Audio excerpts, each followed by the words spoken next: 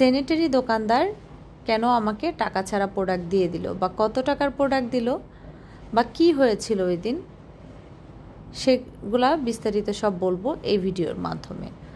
তো এগুলা জানতে হলে আপনাদের পুরো ভিডিওটি দেখতে হবে। তো ভিডিওটি শুরু করা যাক। আসসালামু আলাইকুম প্রিয় দর্শক, সবাই কেমন আছেন? আশা করি ভালো আছেন। দেশের ভেতরে এবং দেশের বাইরে যে যেখান থেকে আমার ভিডিও দেখতেছেন সবাইকে অত্যন্ত শুভেচ্ছা ও অভিনন্দন। তো আমার মেকওভারের সর্বপ্রথম কাজ শুরু হয়েছিল স্যানিটারি কাজ। যেহেতু ফ্লোরের নিচে মানে টাইলসের নিচে স্যানিটারি কাজ হবে, পানির লাইন টানা হবে।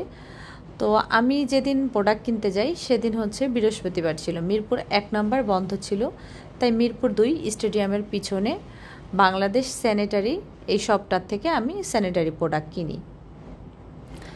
তো এই শপটার থেকে আমার যে স্যানিটারি প্রোডাক্ট গিজার থেকে শুরু করে বাথরুমের প্যান মানে কমোড এবং বেসিং যা যা লাগে সবই আমি নিয়েছি।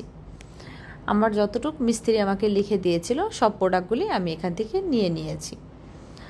তো আমার এখানে বিল এসেছে 30,500 টাকা। মোট স্যানিটারি প্রোডাক্ট আমার 3 দিন নিতে হয়েছে।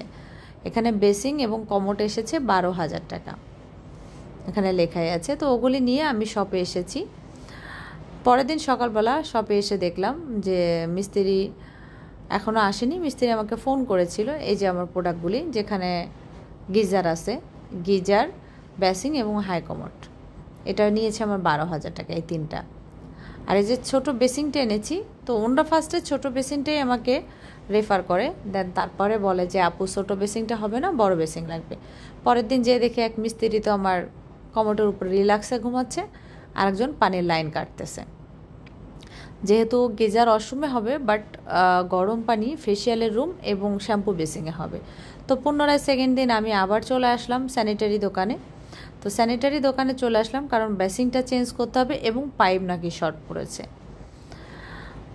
তো আবার পুনরায় পাইপ নিলাম। পাইপ নেওয়ার পরে বেসিংটাও চেঞ্জ করলাম, প্লাস হচ্ছে ওয়াশরুমে যে পানির লাইন টানবে, ওয়াশরুমের পানির লাইন টানার সময় আমার আরও কিছু প্রোডাক্ট শর্ট পড়েছে, সেগুলি আমি নিলাম। তো নেওয়ার পরে দ্বিতীয় দিন আমি একটু ভিডিও করলাম এবং দোকানদারকে বললাম যে ভাই আপনার টাকাটা তো পেমেন্ট করতে হবে। তো আমার টোটাল বিল এসেছিল 40,500 টাকা। তো আমার সাথে যেটা ঘটে, শপ নাম্বার হচ্ছে বাংলাদেশ স্যানিটারি, আর এখানে ফোন নাম্বার আমি ডিসক্রিপশন বক্সে আপনাদেরকে দিয়ে দিব, আপনারা পেয়ে যাবেন যদি কেউ দোকানটাতে যেতে চান। তো কেনই বা স্যানিটারি দোকানদার আমাকে টাকা ছাড়া মাল দিয়েছিল সেটা সম্পর্কে আপনাদের একটু তথ্য জানাই। তো ওনার থেকে যখন আমি প্রোডাক্টটা নেই, প্রচণ্ড বৃষ্টি পড়তেছিল, তা আমি আমার যে সিটি ব্যাংক আছে, সিটি ব্যাংকের অ্যাপস থেকে ওনাকে টাকাটা ট্রান্সফার করি। টাকাটা ট্রান্সফার করার পরে আমি এমটিএস না দিয়ে ইটিএস দিয়ে ফেলেছিলাম, মানে রেগুলার যেটা ওইটা দিয়েছিলাম, বেনিফিট রেগুলারটা। তো ইটিএস দেওয়ার কারণে আমার অ্যাকাউন্ট থেকে টাকা কেটে নিয়েছে, বাট ওনার অ্যাকাউন্টে টাকাটা জমা হয়নি। তা আমি ওনার সামনে কাস্টমার কেয়ারকে ফোন করেছিলাম। তো উনি কাস্টমার কেয়ারের কথা শুনে উনি ওনার ব্যাংকে যেয়ে যোগাযোগ করে। তো ওনার ব্যাংকে টাকাটা জমা হয়নি। তো আমি ওনাকে বললাম যে দেখেন আমার অ্যাকাউন্ট থেকে তো টাকা কেটে ফেলেছে, তো আপনি এক কাজ করেন, যেহেতু রবিবারে ব্যাংক খুলবে আপনি আমার প্রোডাক্টগুলি রবিবারে দিয়ে দিন। উনি বললো না আপা সমস্যা নেই, আমি আপনার প্রোডাক্টগুলি পাঠিয়ে দিচ্ছি আপনার লোকেশনে। যদি আপনার প্রোডাক্টগুলি মানে পেয়ে যান আমাকে অবশ্যই জানাবেন, আর রবিবারে যদি আমি টাকা না পেয়ে যাই তাহলে আপনাকে নক করব, তাহলে তো আপনি আমাকে আবার পুনরায় টাকা দিবেন। বলছে ইনশাল্লাহ অবশ্যই, রবিবারে যদি আপনি টাকা না পান তাহলে আমি আপনাকে পুনরায় আবার টাকা দিব। তো যেই কথা সে কাজ, উনি ওনার প্রোডাক্টগুলি পাঠিয়ে দিয়েছিল। দেন আমার দোকানের কাজও শুরু হয়ে গিয়েছে। প্রোডাক্ট দুপুরবেলা পাঠানোর পরে উনি সন্ধ্যাবেলা আমাকে ফোন করে জানাইছে যে হ্যাঁ আপা টাকাটা আমার অ্যাকাউন্টে এসেছে, জমা হয়েছে, অসংখ্য ধন্যবাদ। তো আমি ওনাকে জিজ্ঞাসা করলাম আপনি আমাকে টাকা ছাড়া কেন প্রোডাক্টগুলি পাঠিয়ে দিলেন? তো উনি আমাকে যেটা বলল যে দেখেন আপনার কথা শুনে কেন জানি আমার মনে হয়েছে যে আপনি মিথ্যা বলেননি, বা আমার টাকাটা আমি পাবো, সঠিক জায়গায় গিয়েছে।